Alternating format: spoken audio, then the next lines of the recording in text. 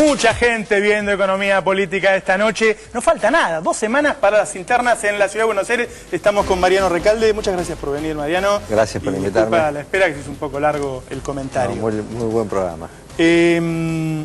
Decime, si tenés que hablar de un problema, de algo que vos dirías, bueno, hay que solucionar esto en la Ciudad de Buenos Aires, ¿cuál es, Mariano? ¿Me dejás más de uno? Bueno, el más importante, a ver, bueno, uno. Vamos por orden alfabético. Sí. Educación. Yo creo que hay que invertir muchísimo más en educación. No es admisible en una ciudad con el presupuesto que tiene Buenos Aires, con las posibilidades que tiene, que haya tantos chicos sin vacantes. Creo que es una de las cosas que hay que resolver rápidamente para que no solamente todos puedan tener su pupitre, su vacante, su docente, sino que además haya mucha más oferta y de buena calidad pública para que los que quieren mandar al colegio público tengan opciones, vacantes, la tranquilidad de que van a tener vacantes y además cada vez más gente pueda mandar al colegio público y no tenga que recurrir a pagar un colegio privado para asegurarse. ¿No hubo un trasvasamiento, no hubo gente de las privadas que se pasó a la escuela pública en la ciudad? Hoy la mitad de la población estudiantil va a escuelas privadas. Ajá.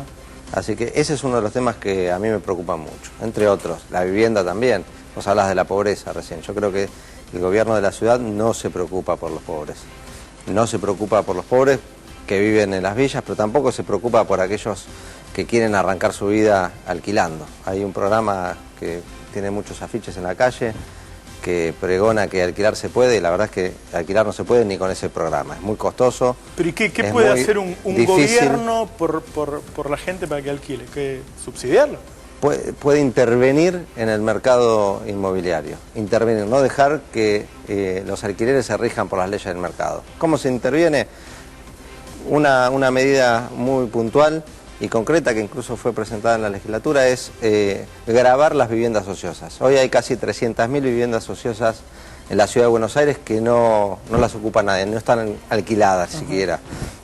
Si uno las graba, está motivando, está incentivando, está interviniendo en ese mercado, haciendo que los propietarios pongan esas viviendas en el mercado, aumente la oferta y cuando aumenta la oferta bajan los precios naturalmente. Y además intervenir controlando las inmobiliarias y fijándole normas, ¿no? Ajá. ¿Y cuál es el problema que dijiste? Educación, vivienda, me preocupa el transporte, por supuesto. Creo que a esta ciudad le ha faltado planificación en todos estos años, no ha acompañado el crecimiento que tuvo el país. Hoy tenemos problemas de tránsito en la ciudad porque hay 5 millones de personas, 500.000, 600.000 en la Ciudad de Buenos Aires, que empezaron a ir a trabajar, que todos los días se mueven de su casa al trabajo. Yo lo sufro todos los días eso. Ahora, la verdad que tampoco escuché ninguna propuesta que me diga, no, yo tengo una solución para esto y te voy a sacar. Hay una propuesta que a mí me entusiasmó muchísimo, que la escuché de Mauricio Macri incluso, cuando prometió que iba a hacer 10 kilómetros de subte por año. Esa es una medida de fondo importantísima. Es muy costoso, es muy difícil, es a largo plazo, exige mucha planificación y la verdad que si se hubiera cumplido hoy no, hace 4 años ya tendríamos una red de subterráneos parecida a la de Madrid o a la de Roma. Hay una ley aprobada en la legislatura que contempla todas las líneas subterráneas que debería tener la ciudad y viviríamos y nos moveríamos mucho más cómodamente. ¿Ahora la ciudad no necesita un apoyo de la nación para hacer una obra como esa? Por supuesto, o apoyo de crédito externo, pero para obras productivas, para este tipo de inversiones. La verdad es que no ha habido iniciativas. De hecho, la Nación está haciendo parte de la red de subterráneos. ¿Y el Metrobús, cómo lo ves? Yo lo veo como una buena decisión, pero aislada, no en el marco de una política general. Y si uno escarba un poco más, una medida que se buscó hacer rápidamente, sin conectarla con otros medios de transporte, con el tren, con el subterráneo, y una medida pensada para donde se volcó la mayoría de la gente desde que aumentaron el boleto del subte. 150.000 pasajeros por día dejaron de usar el subte cuando aumentó el boleto. ¿Y a dónde pasaron? Al colectivo que está subsidiado por el gobierno nacional. Entonces lo que se ve es una política por promover el transporte en colectivo, dejar el subte de lado que se tiene que hacer cargo de la ciudad y cargar sobre las cuentas de la nación el transporte público por arriba con todas las molestias que ocasiona. Mariano, vos sos candidato en una ciudad y compitiendo con un partido al que claramente le ha ido bien, digo. Debe haber una buena porción de los porteños que está conforme con el PRO, porque por algo van primeros en las encuestas los candidatos en la ciudad y Macri tiene una proyección hoy para pelear la presidencia. Digo, ¿cómo haces vos para hablarle al ciudadano porteño que parece, no sé, satisfecho, no sé cómo llamarlo? No, yo creo que hay que convencerlos de que este no ha sido un buen gobierno, que ha hecho cosas, las cosas que ha hecho nosotros las podemos hacer mejor, más rápido y más barato. Pero sobre todo nosotros queremos ser gobierno para hacer lo que no ha hecho y no va a hacer el gobierno del PRO. Todas estas cosas que te decía y muchas más. Pensar a largo plazo, planificar, pensar en la inclusión, pensar en todo. Nosotros venimos a un proyecto que tiene como una de sus premisas que nadie se realiza en una sociedad que no se realiza. La verdad es que nadie puede ser feliz ni vivir bien en una sociedad donde hay tantas villas, donde hay tantos pobres, donde hay gente que no puede ir, hay chicos que no pueden ir al colegio, donde para atenderse en un hospital público hay que ir a las 4 de la mañana, 6 de la mañana, estar horas haciendo cola y tal vez no te den turno en ese día, tenés que volver y recién conseguís turno mucho después. Así que nosotros queremos vivir en una ciudad donde el que tiene medicina prepaga, perfecto, lo vaya bien, controlar también a las empresas privadas que dan ese servicio, pero que haya una oferta pública, que el Estado esté presente para aquel que no puede pagar o que tal vez elige no pagar una medicina privada y atenderse en el hospital público. Creo que a veces es más difícil juzgar a los jefes territoriales, ¿no? Porque vos me decís, bueno, que no haya villas. ¿Y qué responsabilidad tiene el jefe de gobierno de la Ciudad de Buenos Aires en que haya villas en la Argentina? Pero toda la responsabilidad. No tiene que ver con una cuestión macro, por ejemplo, incluso, en la villa viven los pobres. No, una cuestión Macri. Incluso ha prometido el jefe de gobierno que iba a urbanizar las villas, a dar los servicios a todos los habitantes de la ciudad. Y no lo ha hecho. Se puede hacer y tiene toda la responsabilidad, están sobre su territorio. ¿Cómo no va a tener responsabilidad? ¿Qué harías con la Villa 31? Hay un plan desde el gobierno nacional de urbanizarla, de construir edificios, relocalizar a la gente y trazar calles, cloacas y todos los servicios que tiene que tener cualquier barrio. Eso sale un kilo de guita, Mariano. Muchísimo, por supuesto. La ciudad tiene recursos, la nación tiene recursos, se puede hacer con decisión política y con trabajo.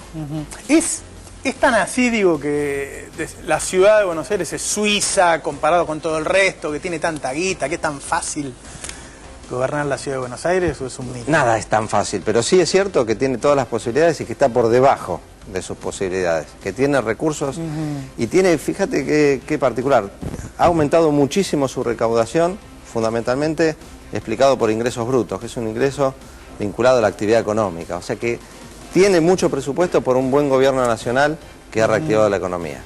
Se habla siempre también de las diferencias entre el norte y el sur en la ciudad de Buenos Aires. ¿Qué puede hacer, lo mismo digo, qué puede hacer un jefe de gobierno para solucionar un tema donde uno supone que al sur van a vivir los pobres porque es más barato y ya está, es todo?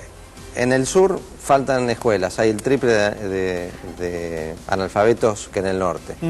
En el sur falta un hospital en Lugano que no existe. Tiene más mortalidad infantil que en el norte. Además de que en la ciudad fue creciendo la mortalidad infantil, otro dato que uno no puede tolerar en una gran ciudad como Buenos Aires. En la ciudad no, ¿cómo que creció? Sí, en la ciudad de Buenos Aires aumentó la mortalidad infantil y mucho más aumentó en el sur de la ciudad de Buenos Aires.